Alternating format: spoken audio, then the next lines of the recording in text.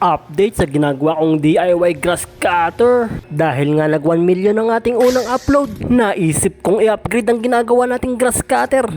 Sa nakaraang video nga, kinabit natin itong speed controller, pero hindi pa natin siya nasusubukan dahil nga hindi pa natin ikakabit itong ating cable. Medyo maganit kasi siya at saka wala pa tayong paglalagyan. Pinag-iisipan ko pa yung spring na ikakabit natin. Bali na solve na natin yan ngayong araw na to, kaya panoorin nyo guys kung paano ko ginawa ikabit ang ating throttle cable. Pero bago nga ang lahat, kailangan muna natin yung palambutin ng ating cable. Syempre gagamit ako dito ng gasolina. Yan ang gagamitin ko panlinis ng ating cable.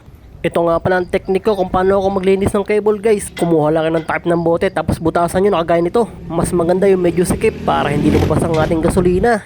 Tapos saka natin nilalagay yung takip sa bote na may lamang gasolina. Ganyan lang kasimple guys maglinis ng throttle cable. Tapos itaubo lang siya ng ganyan hanggang lumabas na yung gasolina sa kabilang dulo. Iyan, nakagaya niyan. Kapag okay na yung gasolina, nalabas na, hilahilahin mo na lang yung cable, pabalik-balik, or labas-pasok. Aminin mo, hustler ka dyan. Ha? Anyway, ulitin mo lang yung process hanggang sa lumambot na yung throttle cable. Nakagaya nito. Yan no, ganyan lang guys kasimple. Tapos lalambot na yan. Na parang nakatatlong round na kayo ng jowa mo. Aroy, sana all. Syempre, hindi pa dyan nagtatapos yan guys. Lalagyan pa natin yan ng penetrating oil guys. Kagaya nito, ito yung ginagamit ko. Ito nga pala ang penetrating oil. Ginagamit ko sa mga kalawang, sa mga tornilyo na mahirap tanggalin, at sa mga bakal o yung mga kasukasuan ng ating motorsiklo. Yan nga pala, penetrating oil. Kung gusto nyo nga pala niya guys, napaka-solid niyan.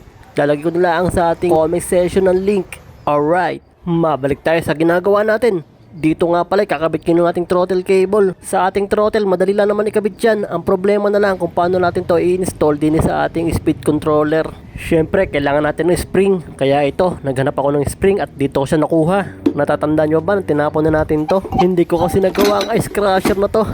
Pero pinulot ko ulit. Ang huling tanda ko kasi nung ginagawa ko to, may nakita akong spring dito. Kaya yun ang kukunin ko guys. Siya ang ilalagay ko dyan sa ating speed controller. Yan o, dyan ko nakita yung spring na yan. Kaya sabi ko, pwede ko itong gamitin sa ginagawa kong project. At ganito ko nga siya ikakabit guys. Yan, sa loob ko siya ilalagay. At ganito yung magiging function niya guys. Yan o, napaka-solid niyan guys. Kusa na siya ngayon babalik. At dito naman kakabit nyo yung ating throttle cable. Bali simple lang naman ikabit ang throttle cable guys, para sa motorsiklo lang. Syempre nilagyan din natin ng lock para hindi magalaw. Bali ito na nga pala kinalabasan niya guys. Yan o, all goods na. Ilalagay na lang natin yung ating spring. Bali dito ko nga pala nilagay yung ating cable. Gumamit din pala ako dyan ng ating kahoy para pinakapatibay sa ating brace ng ating cable. Bali dito nga ina-assemble ko na siya para masubukan na natin kung talagang gagana ng maayos. Pero sana naman gumana ng maayos. Kaya ito na guys, tingnan natin kung babalik ba siya or magre-response kada ipipihitin natin ang throttle. At successful naman ang ating ginawa guys. Napakalupit, malakarburador ang datingan. Syempre dito excited na akong subukan kung talagang gagana ng maayos. Bale dito nilinya ko muna ng pangsamantala. Saka natin nilagay yung ating grinder sa medyo malayo. At para masubukan natin kung talagang gagana siya ng maayos or magre-response ng tama sa ating pihit ng throttle.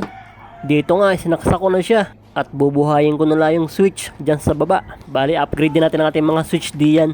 Bali ito na nga siya nung binuhay ko guys.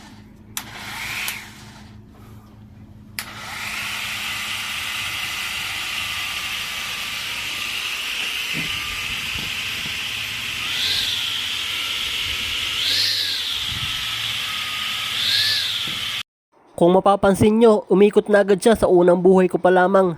Pero don't worry, ma-adjust natin yan dito. Para pag sinwitch natin, hindi agad siya aandar. Aandar lang siya pag pinihit natin yung throttle. Kaya subukan natin i-adjust para mas masubukan natin kung talagang gagana ng maayos. At eto na nga ang pinaling adjust natin guys. This is the moment. Switch on, double check, and throttle test. Yun, at gumagana na siya ng ayos guys. Napaka-responsive. At dahil yan guys, maraming salamat sa panonood kung umabot kayo dito. Bali sa next videos, ayusin natin ang ating wiring at susubukan na natin siyang gamitin. Ako nga pala si Ryan FMB, ang nagsasabing, umpisahan mo sa pagiging walang kwenta. Malay mo balang araw, magkakwenta ka rin. Love ya!